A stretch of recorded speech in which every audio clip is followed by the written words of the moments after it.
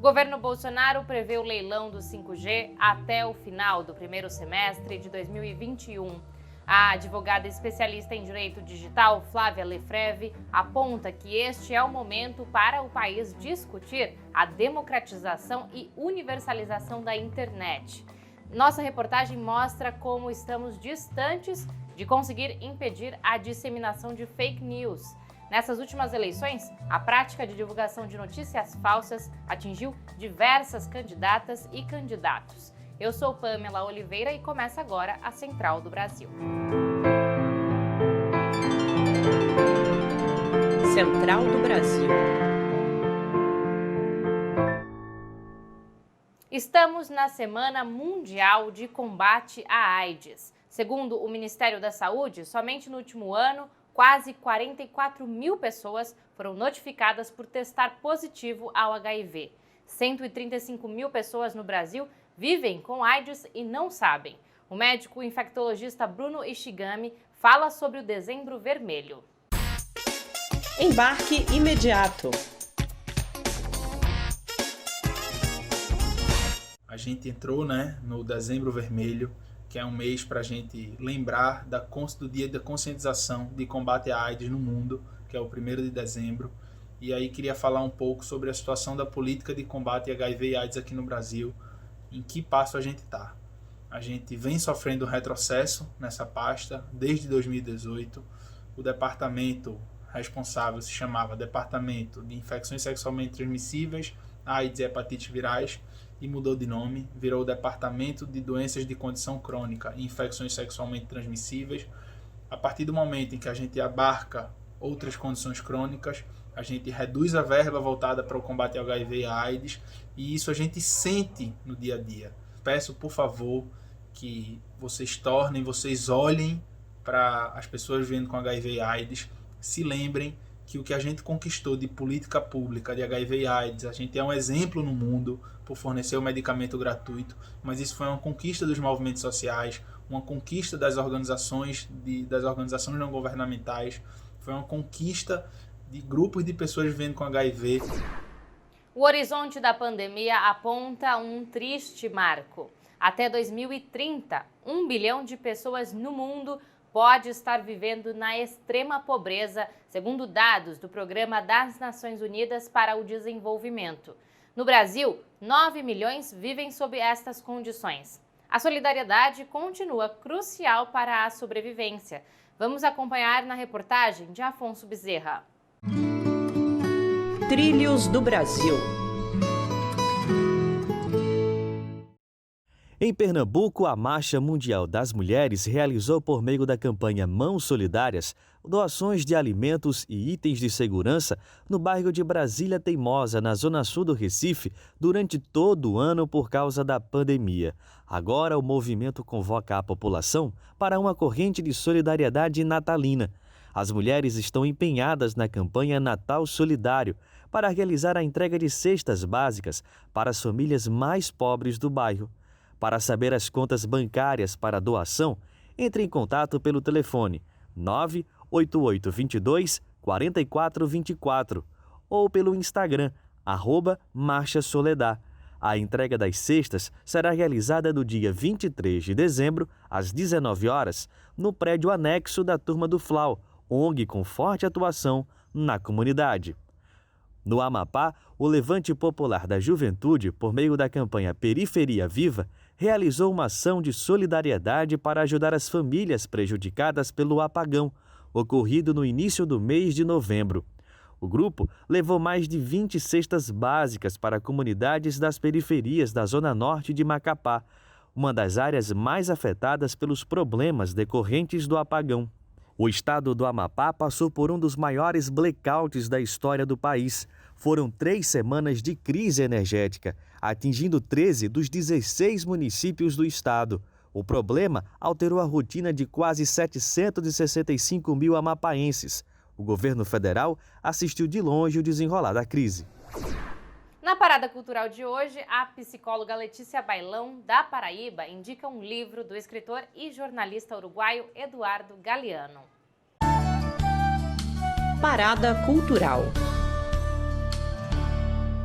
Estou passando aqui para indicar um livro leve, divertido, sem deixar de ser profundo. É o livro dos Abraços, do Eduardo Galeano. Nesse livro você vai conseguir, com tudo isso, com leveza, com diversão, com sutileza, refletir sobre a sua vida, os seus encontros, os seus desencontros, a história do seu país, a história dos outros países, a história daquilo que faz a gente ser gente. É um livro que não é em sequência, porque são pequenos contos, e você vai conseguir ler para se divertir, para se distrair e para refletir sobre tudo isso que eu disse e mais um pouco.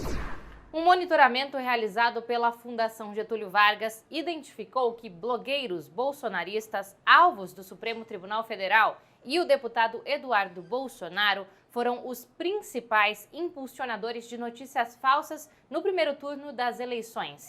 Na reportagem, Naya Tawane nos mostra o perigo das fake news para as democracias. Nacional.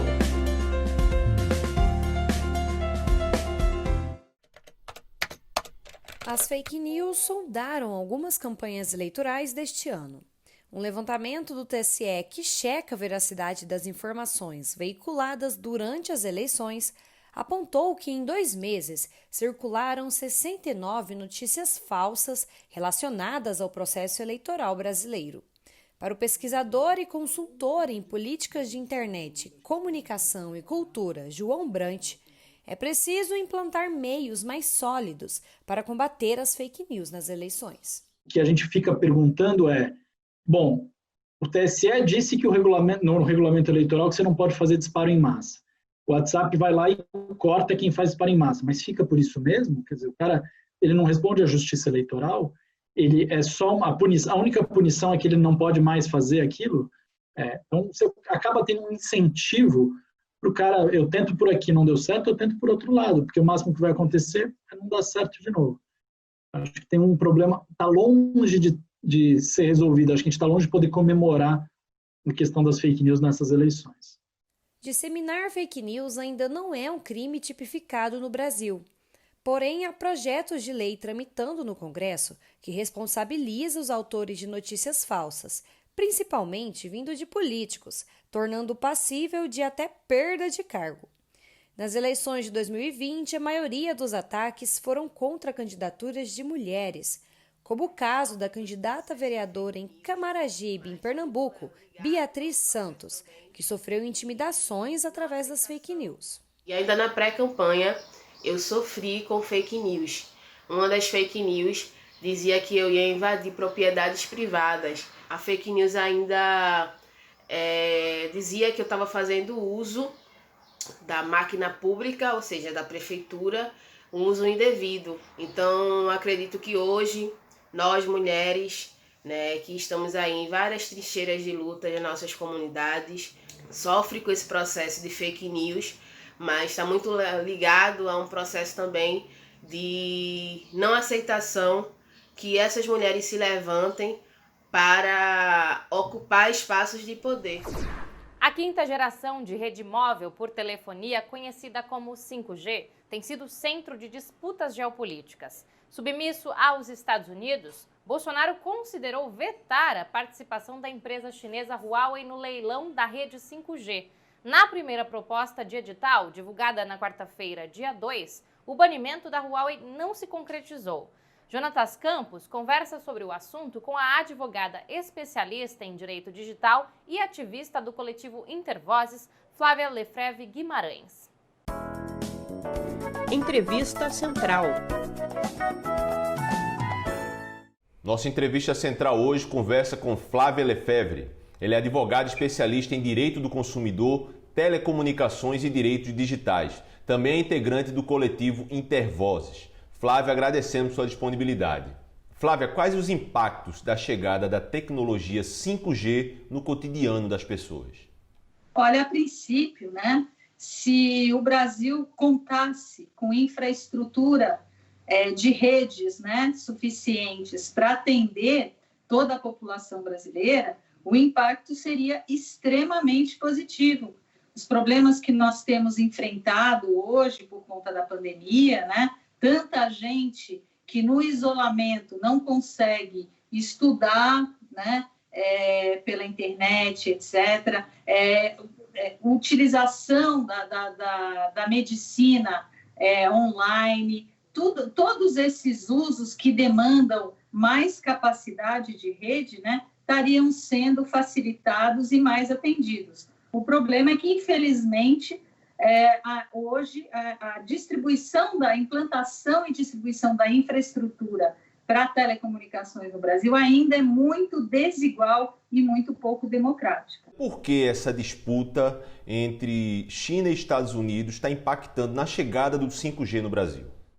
O governo brasileiro assinou um acordo, né, de intenções com os Estados Unidos se comprometendo a investir no Brasil $1 bilhão, não só em telecomunicações, mas também em outras frentes, né, para, de alguma maneira, segurar o Brasil e comprometer o Brasil a não contratar e utilizar tecnologia chinesa, né, no caso da Huawei, para tecnologias 5G.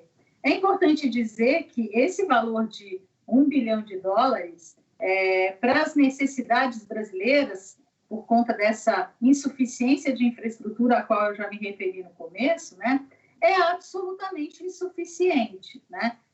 Mesmo que fosse efetivo esse acordo, né, concreto e já com uma previsão de data para acontecer, já seria insuficiente. A União Internacional de Telecomunicações, órgão da ONU, que faz o acompanhamento e define padrões, né, de telecomunicações no mundo, já aponta que no Brasil nós precisamos, para universalizar o acesso à internet, de $11,5 bilhões. Flávia, é interessante esse assunto dos investimentos, desse possível investimento norte-americano no Brasil. A contrapartida seria que o Brasil banisse a Huawei, a empresa chinesa, do país. E a gente sabe que 44% da infraestrutura hoje de telecomunicações do Brasil são feitos com a tecnologia Huawei. É viável expulsar uma empresa do país desse porte, que já funciona aqui, em troca desse $1 bilhão, $1 bilhão do governo americano?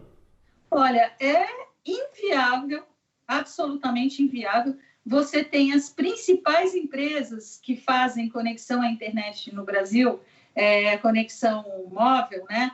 Que são a Vivo, a TIM e a Claro, usando tecnologia já, equipamentos da Huawei, né? Num volume bastante significativo. Então, banir, né, essa tecnologia do Brasil seria algo que nos colocaria numa situação de extrema vulnerabilidade, né? E que significaria também uma interferência na atuação econômica de empresas que são privadas, né? Quando a gente fala da Vivo, da TIM, da Claro, nós estamos falando de empresa privada. O governo vai impedir que essas empresas escolham que tipo de equipamento vão comprar, né? Qual a contrapartida vai ser dada para essas empresas para que elas joguem fora os investimentos que fizeram nos últimos anos? O leilão da 5G no Brasil deveria ter ocorrido em 2020, foi transferido para maio de 2021 e muitos especialistas, como você, já dizem que ele pode ser postergado novamente. Qual o prejuízo para o povo brasileiro desse leilão não ter ocorrido ainda? O prejuízo é esse, né, Jonathan? A gente tem uma insuficiência profunda de infraestrutura para universalizar o acesso à internet, que nesse momento de pandemia, com o isolamento, é tão imprescindível, né, para os estudantes, para o trabalho remoto, enfim. A internet, nesse cenário, ganha uma importância ainda maior. Ela já é estratégica, já era estratégica antes disso tudo, agora com a pandemia ela é mais estratégica ainda. Portanto, o Brasil retardar, né, os aspectos regulatórios, né, e o trato dessa questão só traz prejuízo e que afeta especialmente os consumidores e os cidadãos de baixa renda. A Central do Brasil fica por aqui. Aproveite para seguir a gente no Instagram, @Programa Central do Brasil. Um ótimo final de semana.